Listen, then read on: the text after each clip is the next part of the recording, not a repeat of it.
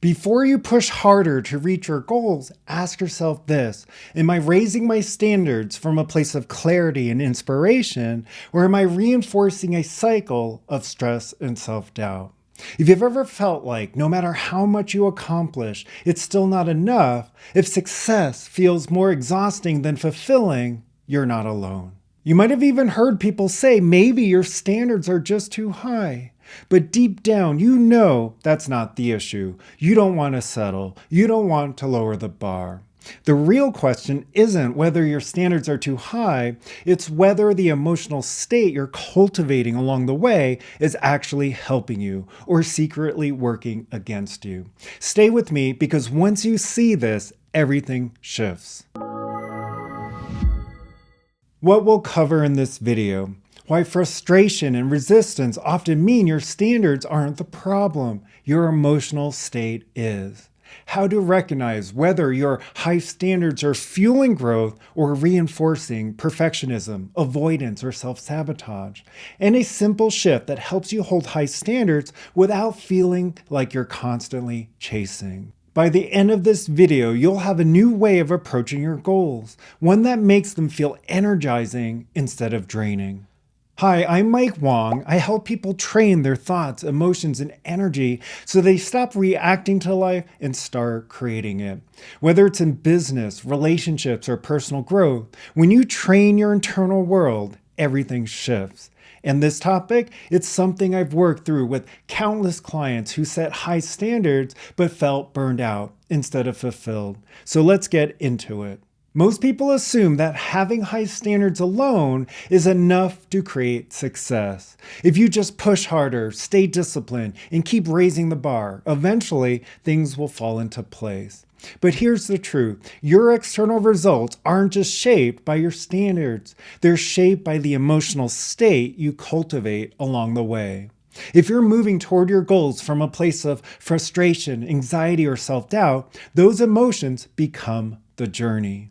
You tell yourself, I'll feel fulfilled when I get there. But when you arrive, that feeling never comes. The goalpost moves. The cycle continues.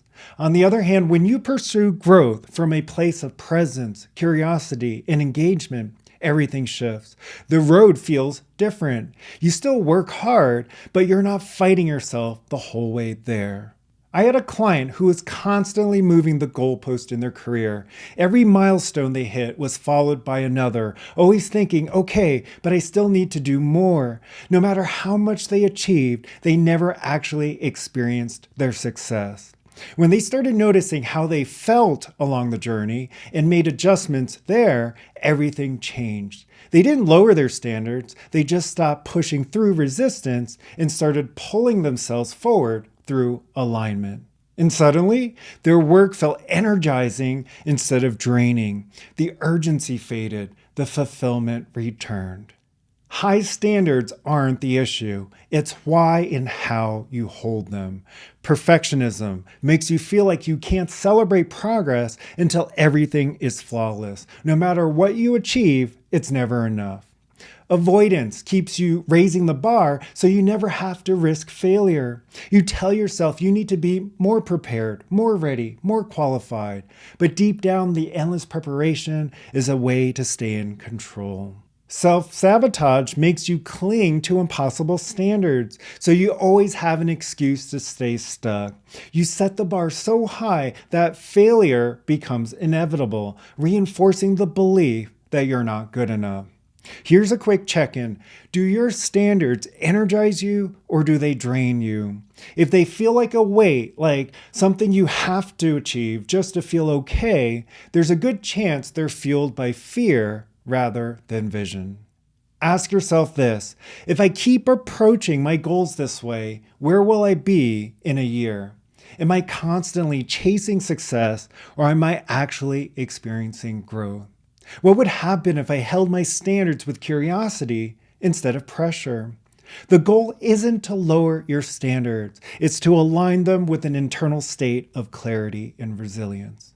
Because when you shift the emotional energy behind your standards, you stop making success a requirement for feeling good, and you start making feeling good part of the process. For the next 24 hours, try this. Notice the emotional energy behind your goals. When you catch yourself striving, pause and ask, am I pushing from frustration or pulling from inspiration? Shift your focus. Instead of forcing progress, experiment with allowing it. Ask, how can I approach this with more presence and ease? Celebrate the process. At the end of the day, reflect, where did I move forward with clarity? Where did I fall into old patterns of pressure? Even a subtle shift in awareness can completely change how your journey feels. If this resonated, I have something for you. I created the Inner Foundation series to help you train the emotional patterns that shape your reality. Because when you shift your internal world, everything else follows. I'm offering a free resource that expands on this. Check out the link below. And if you want more insights like this, subscribe to my weekly newsletter where I dive deeper into these shifts every week. And let me know in the comments, what's the biggest pattern you've noticed in your own journey with high standards? You don't have to choose between ambition and peace. You can have both. Because success doesn't come from struggle. It comes from an alignment. And when you shift what's happened internally, your external reality has to change. I'm Mike Wang. Thanks for watching, and I'll see you in the next video.